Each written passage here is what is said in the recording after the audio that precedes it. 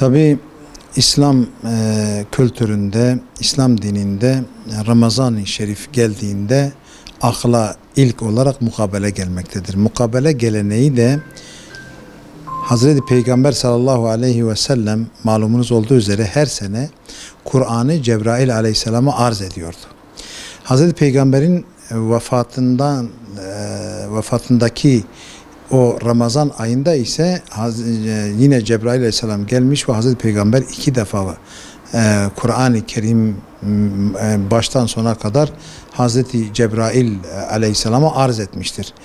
Tabi bu da Ramazan ayında olmuş. Ramazan ayında olduğu için bütün camilerimizde de o geleneği, o sünneti yerine getirmek ve o şekilde o sünneti ihya etmek için Ramazan ayında tüm camilerimizde bu mukabele geleneği sürdürülmektedir. Tabi şimdi Kur'an-ı Kerim'i okumak, dinlemek, Kur'an-ı Kerim'e bakmak, velev ki insan hiç Kur'an okumasını bilmiyorsa da o camide beklemek, durmak başlı başına bir ibadettir.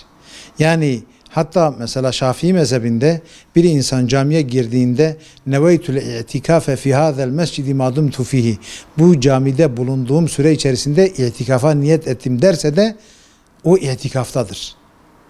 Yani orada Kur'an okumasını bilmese dinlemesi ibadettir. Eğer orada zaten dinliyorsa ayrı bir sevaptır ve orada oturmak, camide durmak ayrı bir ibadettir. Her halükarda o halkaya dahil olmak, Kur'an-ı Kerim'i okumak, dinlemek ya da orada o caminin içerisinde bulunmak dahi büyük bir ibadettir, büyük bir sevaptır. Şimdi malumunuz olduğu üzere Kur'an'ı bir femi mühsinden dinlemek ayrı bir haz verir, ayrı bir kıymete haizdir.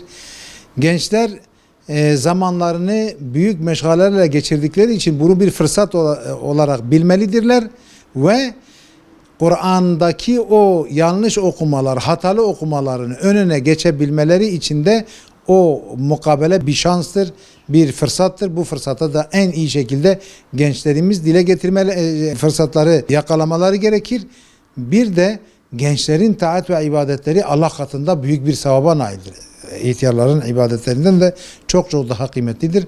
Gençler bu fırsatı hem bir femi mühsinden, yani Kur'an-ı Kerim'i güzel mahreçleriyle, tecvidiyle, makamıyla okuyan hocalarımızdan almaları ayrı bir öneme haizdir. Tabi evde eğer bu Kur'an'ı en güzel şekilde okuyabilecek birisi varsa aile içerisinde de mukabele yapmak büyük bir sevaptır. Tabi camide hocanın o halkasına dahil olmak ayrı bir, yani şimdi bir caminin bir artısı var evden daha ziyade. Hem namazını cemaatle kılacak, ondan sonra mukabelesini dinleyecek, tesbihatlarını yapacak. Evde de öyle bir imkan varsa hiçbir fark yok. Ama sadece evde kalırsa, namazını cemaati kaçırırsa, ondan sonra tesbihatı yapmazsa, sadece mukabeleyi ederse de o camide o halkaya katılmak, o namazını cemaatle kılmak ve tesbihatlarıyla birlikte yapmak daha evladır, daha güzel bir şeydir.